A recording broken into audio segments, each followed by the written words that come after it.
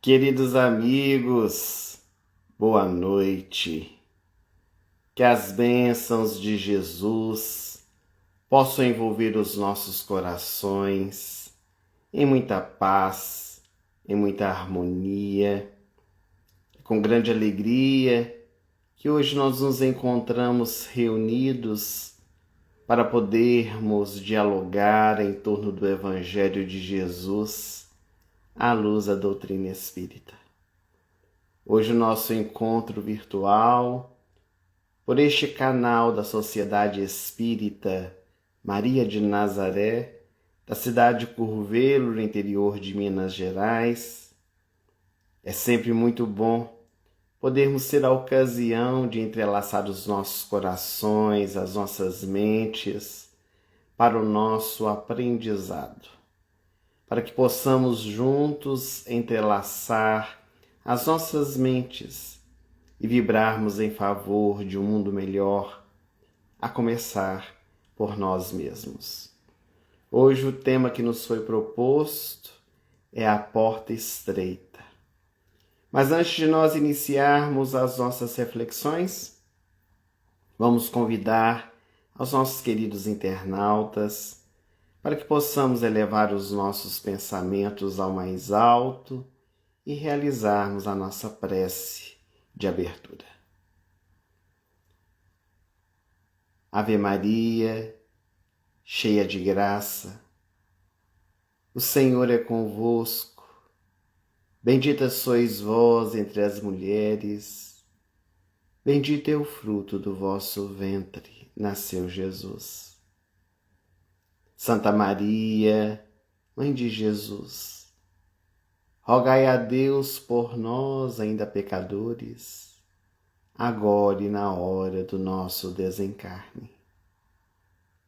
Maria, Mãe de Jesus e Mãe nossa, aqui estamos, reunidos em nome do Teu Filho amado, desejosos, Senhora, que o Teu manto sagrado possa ser distendido sobre todos nós, espíritos encarnados e desencarnados, que aqui nos encontramos neste vale de degredo, de lágrimas, desejosos que o Teu amor, a Tua esperança nos revigore, nos auxilie, para podermos vencer as escabrosidades do carreiro, vencer a nós mesmos, as nossas dificuldades interiores e fazer brilhar a nossa luz com o apoio do Evangelho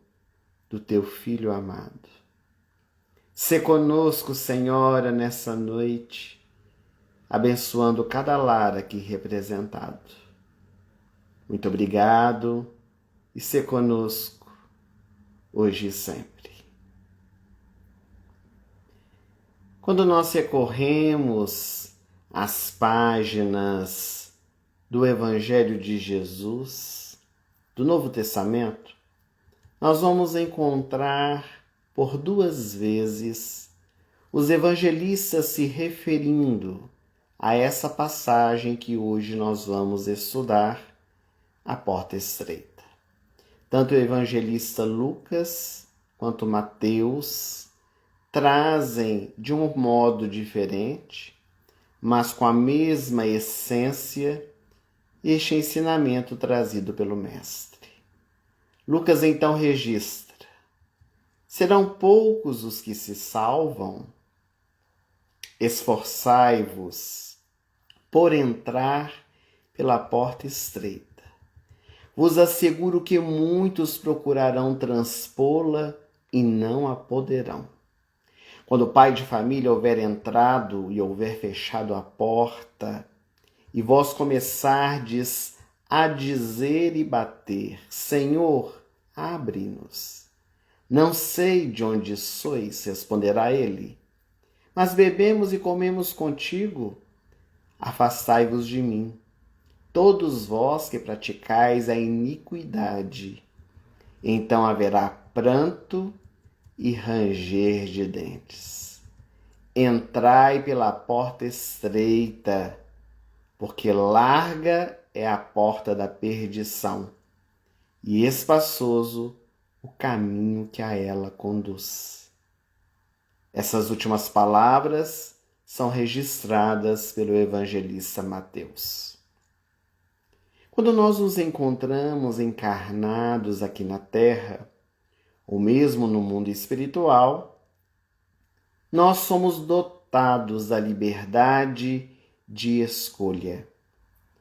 Podemos adentrar caminhos, atravessar portas, e é óbvio que ao tomarmos essas atitudes, todas as vezes que escolhemos percorrer uma estrada, naturalmente temos a responsabilidade também de colher os frutos. Porque nós somos semeadores da vida. A todo instante, nós estamos lidando com essa experiência de plantar e de colher. E Jesus, no seu evangelho, lhe deixou bem claro que muito se pediria a quem muito houvesse dado. Então, todas as vezes que nós dispomos de recursos, sejam eles quais forem, sejam os recursos financeiros, sejam as dádivas divinas, o que diz respeito aos aspectos do trabalho remunerado, da família harmônica, da religião que nos consola e que nos instrui, naturalmente que também a nossa responsabilidade, o nosso compromisso, ele é bem maior. Mas a nossa responsabilidade, que está intimamente relacionada com o conhecimento que nós dispomos, ela varia de acordo com cada situação que nós vivenciamos, cada experiência que nós passamos. Até mesmo nas nossas leis humanas, existe aquilo que se chama atenuantes e agravantes. Quando alguém, por exemplo, comete um crime, ele é julgado e existem ali diversos fatores que vão levar os jurados a condenar ou não o réu, bem como o juiz prescrever todo o tempo que o réu ficará preso, se for o caso. E é avaliado uma série de questões no que diz respeito a isso que nós falamos dos atenuantes e dos agravantes. Por exemplo, se uma pessoa comete um homicídio, mata alguém, então ao ser julgada, será analisado se aquele homicídio ele foi doloso ou foi um homicídio culposo. Ou seja, se a pessoa premeditou matar aquela outra, ou se não teve a intenção, foi uma fatalidade. Se alguém, por exemplo, atropela uma pessoa na rua e essa pessoa desencarna, falece, é considerado um homicídio. Mas é um homicídio culposo, porque não teve intenção. Aquela pessoa não foi com um carro em cima da outra para poder matá-la. Ocorreu um acidente. É lógico que por trás do acidente existem vários outros fatores. Se a pessoa estava em alta velocidade, se ela estava embriagada, se ela estava sã e realmente ocorreu um erro, ou até o pedestre estava atravessando na hora impropriada. Então existem aí os atenuantes e os agravantes. E se no campo das leis humanas existem esses apontamentos, o que dirá no que diz respeito às questões espirituais? No Livro dos Espíritos, Allan Kardec, na questão 670, vai nos dizer que Deus não julga a intenção. Ele avalia, aliás, Deus não julga o acontecimento, corrigindo. Deus avalia a intenção com que ele foi realizado. E por que nós estamos falando tudo isso? O que tem isso a ver com a porta estreita? Porque são essas escolhas que nós fazemos na nossa vida, são os direcionamentos que nós tomamos que nos fazem adentrar portas, que podem ser a porta da perdição, a porta que nos leva ao mundo, a situações corriqueiras que nos trazem tantas dificuldades, ou pode ser essa porta estreita que nos leva ao aprimoramento, à corrigenda, à nossa transformação moral. E nesse contexto da análise do nosso comportamento, existem duas palavras que se confundem muito, que nós gostaríamos de trazer a diferenciação que há entre elas, para nós podermos compreender o que os benfeitores espirituais quiseram dizer quando responderam que Deus não julga o acontecimento, mas avalia a intenção. As duas palavras são estas: erro e equívoco. Nós confundimos muito essas duas palavrinhas. Embora elas sejam semelhantes, mas elas não são iguais, não têm o mesmo significado. O erro é quando nós praticamos algo e temos consciência de que estamos fazendo de forma a nos afastar da lei. Temos a consciência de que aquilo que nós estamos fazendo não está certo. Então nós estamos cometendo um erro, que estamos conscientes do que nós estamos fazendo. O equívoco é diferente. O equívoco é quando nós cometemos algo, quando nós tomamos uma atitude, mas não sabemos que aquilo realmente é um ato ruim. Nós não estamos conscientes disto. Na nossa vida, muitas vezes, na maioria delas, nós cometemos erros. Porque no atual estágio evolutivo em que nós nos encontramos, é muito difícil nós falarmos sobre algo que não sabemos. Principalmente no que diz respeito às atitudes morais. Quem de nós nunca ouviu falar no Evangelho, nos preceitos do amor, da caridade, do perdão? Então nós sabemos exatamente aquilo que precisamos realizar. No entanto, nós nos afastamos da lei pelas nossas próprias escolhas. Gostamos muito de dar um exemplo bem corriqueiro para nós entendermos essa diferença de erro e de equívoco. Vamos supor que um amigo nosso mude de casa e nos convide para ir visitá-lo, um bairro mais distante que nós não conhecemos, às vezes até em uma outra cidade. Então hoje nós temos os recursos tecnológicos, como por exemplo o GPS, que colocamos no nosso celular, o Google Maps, que nos leva em qualquer lugar do mundo. E então nós colocamos ali o endereço e então vai nos dando o direcionamento. Vire tal rua à esquerda, vira tal rua à direita, siga à frente não sei quantos metros. E então vai nos avisando. E de repente, o aplicativo nos fala para nós virarmos à esquerda numa rua e nós viramos na rua errada. Viramos à esquerda, mas na rua seguinte ou na rua anterior. Então nós cometemos um equívoco. Por quê? Porque nós não conhecemos o caminho da casa do nosso amigo. Nunca fomos à casa dele, é a primeira vez que nós estamos indo visitá-lo, estamos seguindo ali a orientação de uma máquina que está nos direcionando. Então é plausível de nós cometermos este equívoco. E então vai recalcular a rota para que nós possamos chegar ali no nosso destino.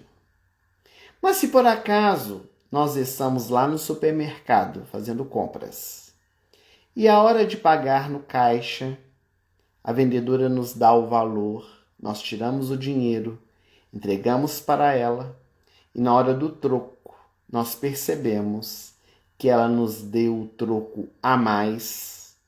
Se nós levarmos esse dinheiro conosco, nós estamos cometendo um erro. Porque nós sabemos, nós vimos que o dinheiro está a mais, mas preferimos levar conosco o valor para levar vantagem. Quando, na verdade, quem está levando desvantagem somos nós mesmos, por estarmos cometendo este ato muito bem calculado, mas que vai gerar mais futuramente dificuldades, principalmente com a nossa consciência, porque alguém terá que pagar aquele desfalque no caixa do supermercado. E assim em várias outras situações da nossa vida. Nós não podemos também exigir um nível comportamental de uma pessoa que tem um determinado tipo de conhecimento com outra que nada conhece sobre aquele assunto. É como exigir de uma criança atitudes que nós exigimos de um adulto. De certo que não vamos conseguir, porque a criança ela não tem o mesmo posicionamento, o mesmo conhecimento que um adulto possui. E por isso não pode responder da mesma forma, não pode ter a mesma responsabilidade de um adulto. Como também, por exemplo, um formando e um profissional experiente. Então, o formando, quando ele começa a atender, quando ele começa a ter os seus primeiros movimentações dentro da profissão, é normal que ele cometa equívocos ou até mesmo erros. Conhece a matéria, estudou a matéria, mas comete erros, porque ainda está em experiência. Então, nós não podemos exigir dele o mesmo compromisso que tem um profissional que já há anos trabalha naquela área. Então, é bem diferente esses graus de responsabilidade. Mas uma coisa muito interessante de todo este processo é que a nossa conscientização ela é irreversível. Depois que nós adquirimos o entendimento da vida, é impossível dizer eu não sabia. Eu não tinha conhecimento a respeito desse assunto. Não há como voltar atrás. Aliás, os benfeitores espirituais dizem que com uma semana de evangelho já é suficiente para nós podermos transformar a nossa vida. Porque uma simples e única frase do evangelho, fazer aos outros o que gostaria que os outros nos fizessem, já nos dá um norteio para a nossa iluminação interior, para que nós consigamos dessa forma transformar a nossa vida, iluminando os corações daqueles que estão conosco. Então, é preciso que nós possamos sempre buscar o entendimento da vida para fazermos as melhores escolhas. Alguns dirão que é melhor viver na ignorância, porque não sabendo nada não terá compromisso. Mas é bem diferente uma pessoa que não sabe porque não teve oportunidade de alguém que não sabe porque não quis. O conhecimento bateu a porta e a pessoa negou. Então, a proposta do Evangelho de hoje é para que nós possamos tomar os melhores caminhos, escolher as melhores portas para poder adentrar. Porque mais tarde, quando advier a morte física, o nosso encontro conosco mesmo, às vezes podemos encontrar a porta fechada.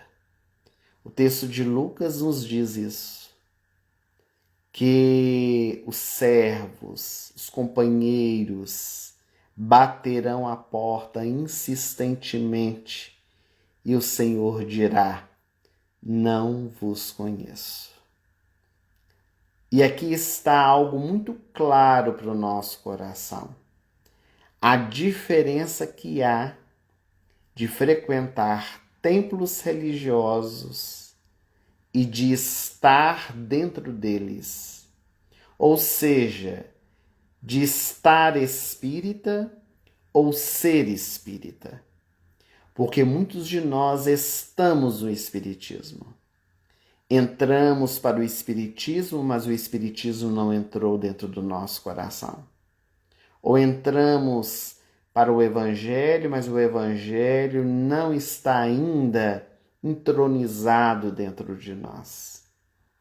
Então, supostamente, nós acreditamos que pelo fato de frequentarmos um templo religioso, nós já conseguimos adentrar a porta estreita e achamos que estamos quites com a religiosidade.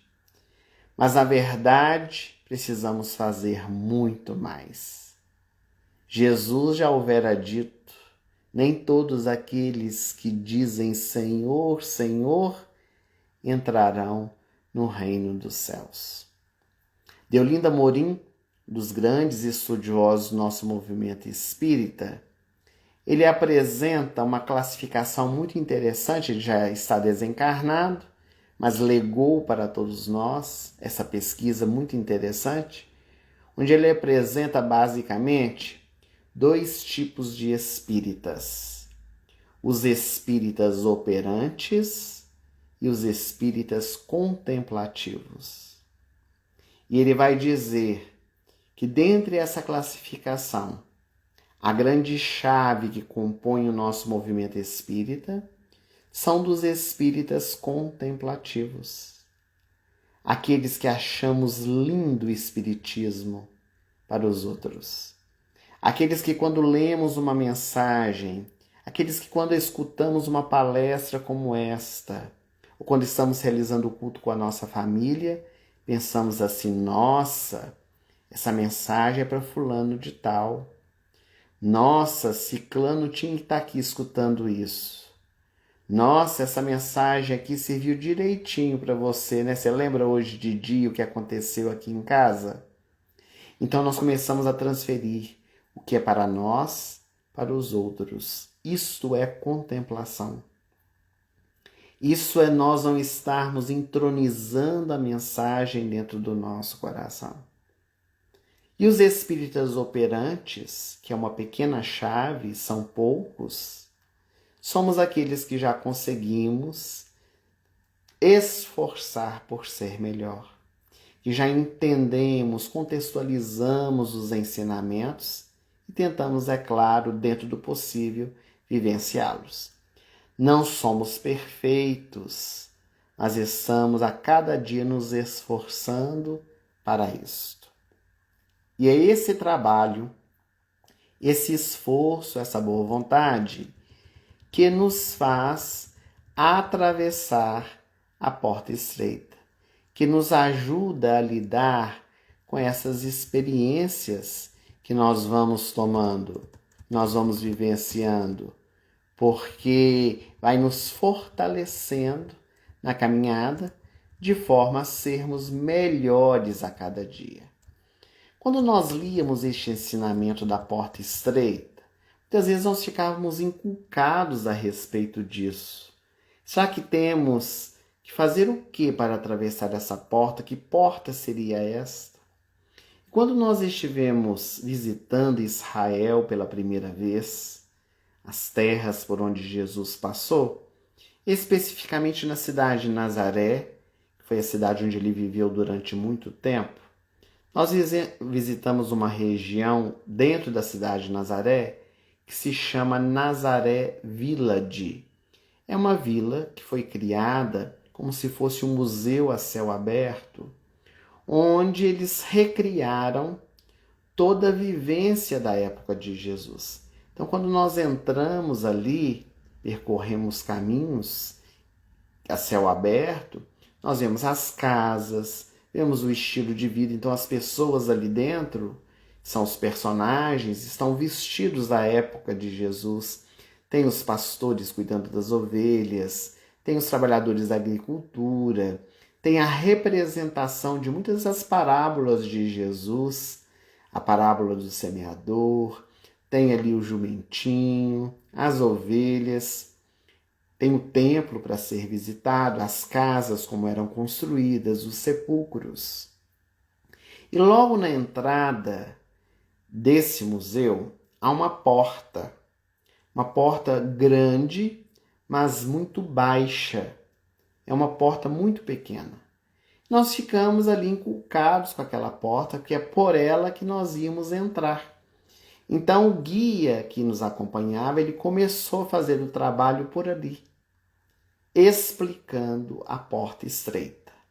Então a porta estreita, ela existe realmente nas tradições da história do povo judeu. Porque naquela época eles eram dominados pelo Império Romano e muitas vezes as casas eram invadidas pelos soldados. Fosse para poder cobrar impostos, fosse por causa da violência, por causa de ataques realizados às cidades.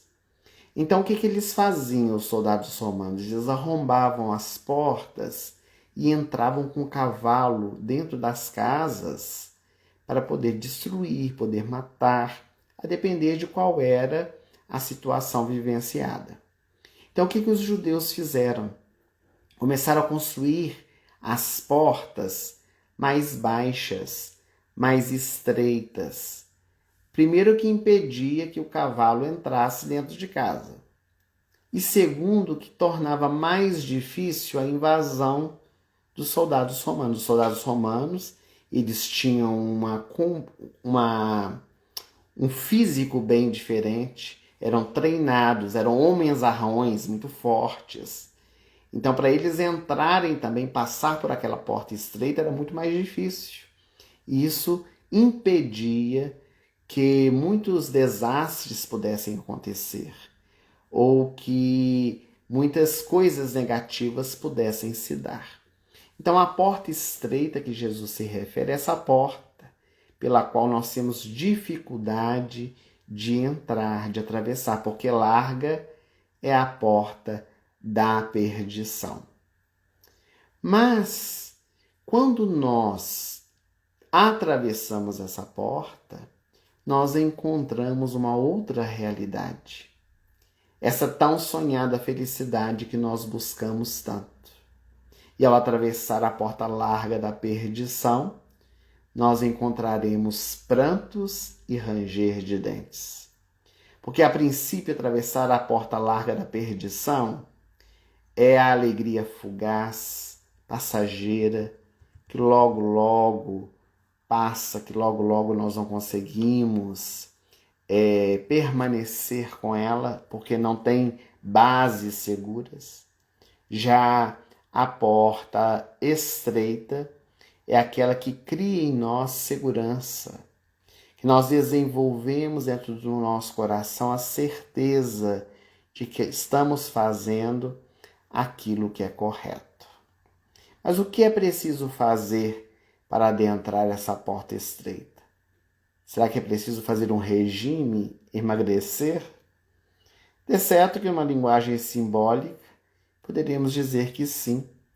Fazer regime das nossas escolhas infelizes, fazer jejum dos nossos vícios, para que nós consigamos aos poucos ir burilando o nosso ser. Então é imprescindível que, para que nós consigamos atravessar essa porta estreita, nós façamos uma viagem para dentro, a viagem interior. É imprescindível que nós consigamos fazer uma leitura nossa pelo autodescobrimento. Conhece-te a ti mesmo, já dizia um grande pensador. E é muito difícil fazer essa viagem íntima, porque nós somos ótimos para conhecer os outros, não para conhecer a nós mesmos. Porque quando se trata de visualizar a nossa vida, nós sempre temos desculpismos, nós sempre queremos fugir das responsabilidades, queremos enaltecer muitas vezes as nossas virtudes e queremos escamotear aquilo que nós fazemos de errado. O autodescobrimento, essa viagem interior, É um compromisso que nós assumimos conosco mesmo de autenticidade, de sermos verdadeiros, leais conosco mesmo, percebendo o que verdadeiramente nós somos, fazendo uma análise das coisas positivas que todos nós possuímos, mas visualizando também as questões negativas. E um dos primeiros passos para que nós consigamos fazer este processo do auto-reconhecimento, buscando atravessar essa porta estreita, é nós reconhecermos o nosso erro. É importantíssimo que nós reconheçamos o erro que nós cometemos. Porque enquanto nós ficarmos justificando aquilo que nós estamos fazendo, enquanto nós ficarmos querendo tapar o sol com a peneira, transferindo compromisso, responsabilidade para outros, nós vamos continuar no mesmo erro, na mesma atitude. Quem não reconhece o seu erro, não se modifica. Como é que nós poderemos mudar, modificar algo que nós ainda não reconhecemos que estamos agindo de maneira incorreta? Então, o reconhecimento, ele é muito importante. Mas é óbvio que não altera absolutamente nada. Reconhecer o erro não nos faz melhores, apenas abre uma porta, nos oferece um caminho para nós seguirmos a nossa caminhada, dando o segundo passo, que é a vontade de se melhorar.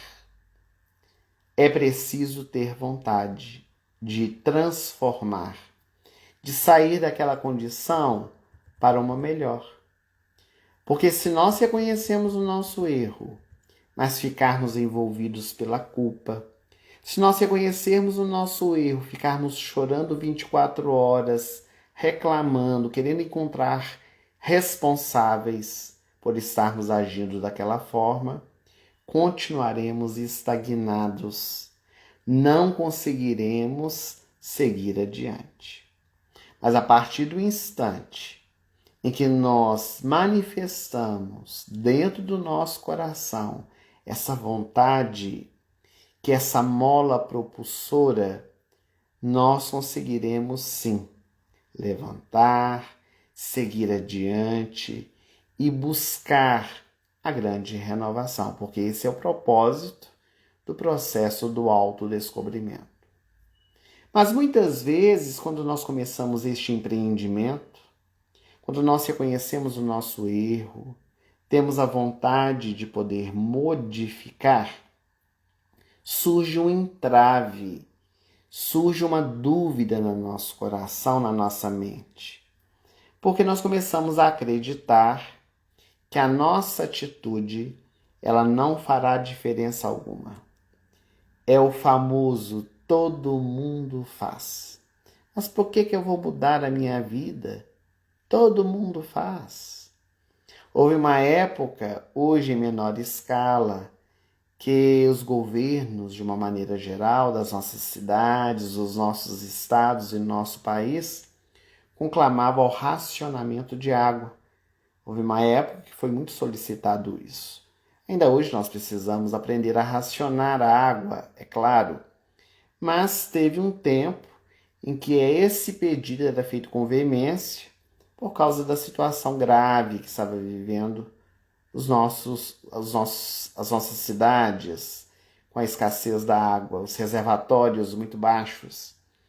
E então muitos de nós, quando éramos convocados a isso, a poder racionar a água, nós dizíamos assim: mas para que eu vou fazer isso? Meu vizinho está fazendo. Nossa, ontem eu vi fulano lavando a calçada. Nossa, ciclano lavou a garagem. Nossa, fulano deixa a torneira aberta e não se preocupa. Ora, mas fulano, ciclano e beltrano são responsáveis por aquilo que eles fazem. Nós somos responsáveis por aquilo que nós fazemos e escolhemos. Então, nós precisamos nos conscientizar que a nossa mudança faz diferença, porque é um a menos a errar, um a menos a fazer de forma errada aquilo que está sendo proposto. Agora mesmo, vivenciando essa pandemia, com tantas orientações da vigilância sanitária, das organizações de saúde, quantas vezes nós vemos pessoas desrespeitando o que é orientado? E às vezes nós pensamos assim, nossa, mas ninguém está fazendo o que é preciso ser feito. Para que eu vou fazer? Então também entramos na onda, começamos a relaxar o nosso comportamento. De certo que quando se trata de uma enfermidade, de uma pandemia como esta, onde o contágio se dá com aproximação e muitas vezes também dependemos do que o outro faz, porque às vezes nós nos mantemos dentro de casa, nós nos recolhemos, nós nos fazemos a higienização, mas o outro não faz, o que mora conosco não faz, então ele se contamina e acaba nos contaminando também. Então é uma coisa global, é claro, em que todos nós precisamos nos unir, mas nós teremos a consciência tranquila se algo acontecer, de que nós estávamos fazendo a nossa parte. E o problema é do outro, a consciência do outro. Porque imaginemos a consciência de alguém, de um filho, por exemplo, que contamina o seu pai, a sua mãe, levando à morte com as complicações da Covid. Como fica a mente de um indivíduo que vê a sua responsabilidade neste contexto? Então é preciso nós podermos meditar sobre as nossas escolhas e entender que o nosso comportamento faz diferença sim. Maria Teresa de Calcutá, ela dizia, tudo que eu fiz foi como uma gota no oceano, mas se eu não tivesse feito, faria falta. Ou seja, o oceano estaria menos vazio se faltasse ali uma gota chamada Maria Teresa de Calcutá. Então isto é autoconhecimento, valorização de si mesmo, o entendimento de que seu trabalho não era grandioso, mas era um trabalho que fazia diferença no local em que era colocado, levando tanta harmonia, tanta conscientização e principalmente auxílio àqueles que eram mais necessitados. O outro passo, não menos importante do que os outros já referidos, quarto passo do processo de autodescobrimento, é não voltarmos atrás numa atitude bem tomada que nós tivemos. Seguir sempre adiante. É muito importante que na nossa vida nós saibamos reconhecer o nosso erro e voltarmos atrás numa atitude errada.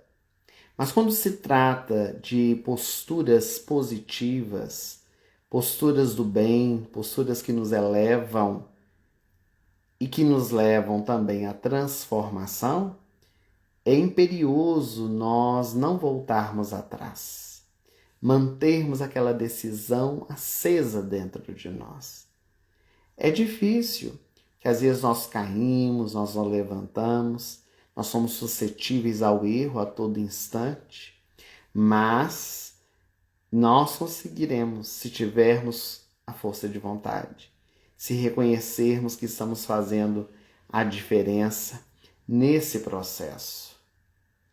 Por exemplo, vamos supor que nós tenhamos o vício da maledicência. Somos pessoas que sempre estamos falando mal das pessoas, do vizinho, do familiar, de até mesmo quem nós não conhecemos. E nós nos propomos a poder domar a nossa língua, a não sermos mais maledicentes. E durante um dia, 2, 3, 4, nós vamos conseguindo manter uma conversa equilibrada, evitamos falar mal dos outros, passamos a ver as qualidades que as pessoas têm e passa o quinto, sexto, sétimo dia. Daí a pouco, alguém nos telefona e diz assim: fulano, você já soube da maior? Você já recebeu a informação de que ciclano fez isso ou aquilo? E nós então deixamos nos envolver. E daí a pouco estamos naquele emaranhado novamente. Quando menos esperamos, estamos maldizendo o nosso próximo novamente. Então, tomamos uma decisão, reconhecemos o nosso erro, reconhecemos que estamos fazendo a diferença, tivemos a vontade, mas voltamos atrás uma decisão positiva que já foi tomada. Muitas vezes pessoas, e não é crítica, é uma análise de comportamento, pessoa para de fumar, para de beber, fica 5, 10 anos sem utilizar do vício e daí a pouco ela tem uma recaída, ela volta ao vício novamente. Então, isso demonstra o quanto ainda não estava solidificada em nós aquela certeza da mudança. E essa mudança é que significa a entrada pela porta estreita. É nós podermos verdadeiramente atravessar as nossas próprias dificuldades, vencer os obstáculos e chegar do outro lado da vida com a consciência tranquila do dever cumprido. É claro que se nós fizermos uma viagem pelas páginas do Evangelho, para citar alguns exemplos, nós vamos perceber que alguns conseguiram atravessar essa porta estreita, lidando com Jesus. Outros preferiram a estrada ou a porta larga da perdição. Quando Zaqueu esteve com Jesus na cidade de Jericó e o mestre foi estar na sua casa, eis que naquele instante Zaqueu, com diálogo com o mestre, tocado pela presença de Jesus em sua residência, lhe diz: Senhor, amanhã eu darei metade dos meus bens para os pobres, e aqueles a quem eu cobrei indevidamente os impostos, eu restituirei 4 vezes mais. Reconheceu o erro, quis transformar e conseguiu. Porque, segundo os historiadores e até os benfeitores espirituais, Zaqueu realizou um trabalho extraordinário de divulgação do Evangelho, porque depois da morte de Jesus, disse que Simão Pedro, o apóstolo mais velho, convidou Zaqueu para fazer um trabalho na região da Samaria, na divulgação do Evangelho. Ele tornou-se realmente um discípulo, um seguidor de Jesus, para que pudesse, por meio do seu testemunho, demonstrar que é possível, quando nós desejamos, atravessar essa porta estreita. Mas, por outro lado, quando Jesus esteve com Nicodemos, o doutor da lei, e eles dialogaram por longo tempo, Jesus lhe fala do que era necessário fazer para entrar no reino dos céus, nascer de novo. O doutor da lei preferiu recusar, não entender. Perguntar a Jesus: mas Senhor, como pode um homem velho entrar pelo ventre de sua mãe? Então, ele quis permanecer na ignorância, mesmo Jesus falando de uma realidade que ele compreendia, porque era um estudioso dos ensinamentos das religiões, com certeza já tinha escutado falar da reencarnação, só não queria abrir mão disto. Então, Nicodemos, ele prefere ficar com o mundo. Ele prefere ficar fechado nas suas convicções ortodoxas do que abrir o coração para uma verdade que o faria transformar a vida. Então adentra a porta larga da perdição. Como também o jovem rico da parábola ou do acontecimento, melhor dizendo, quando Jesus encontra-se com ele na casa de Simão Pedro em Cafarnaum, e também o jovem pede a Jesus para que pudesse seguir os seus passos. E o mestre diz, para que ele pudesse segui-lo, precisava também pautar a sua vida nos mandamentos. E o jovem pergunta, mas que mandamentos são esses? Os que estão na lei de Moisés? Amar a Deus sobre todas as coisas, santificar o dia de sábado, honrar o teu pai e tua mãe. E o jovem logo interrompeu Jesus, dizendo, mas isso eu faço desde pequeno. Isso eu já aprendi com os meus pais, foi a educação que recebi deles. Então queres ser perfeito? Vai, vende tudo que tens aos pobres e siga-me. E o jovem parou para meditar, porque não estava preparado para fazer essa transformação. Preferia adentrar a porta larga dos prazeres da vida mundana, das experiências fugazes por meio do dinheiro, que é importante, mas que às vezes nós extrapolamos. Então prefere adentrar a porta estreita. Até que encontramos, também nas páginas do Evangelho, a mulher extraordinária, que é o maior exemplo que temos, que atravessou a porta estreita e nos deu o exemplo da transformação moral. Madalena foi a mulher que renovou-se interiormente, que amava a sua moda vendendo o seu próprio corpo, tentando encontrar o sentimento puro, e no dia que encontrou Jesus de Nazaré, entregou-se para ele, de corpo e alma. Pôde acompanhar os seus passos, beber da fonte inesgotável de amor e de sabedoria, que foi o seu evangelho, a tal ponto dele escolher uma mulher para ser a portadora da boa notícia. Foi a ela que Jesus apareceu quando retornou do além-túmulo.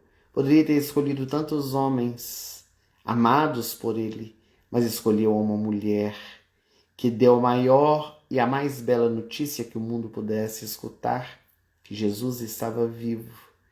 E Madalena continua dando o seu testemunho quando conhece os leprosos, quando sozinha, pois os apóstolos de Jesus viraram as costas para ela vai cuidar daqueles que eram desprezados da sociedade, até que adquire a lepra.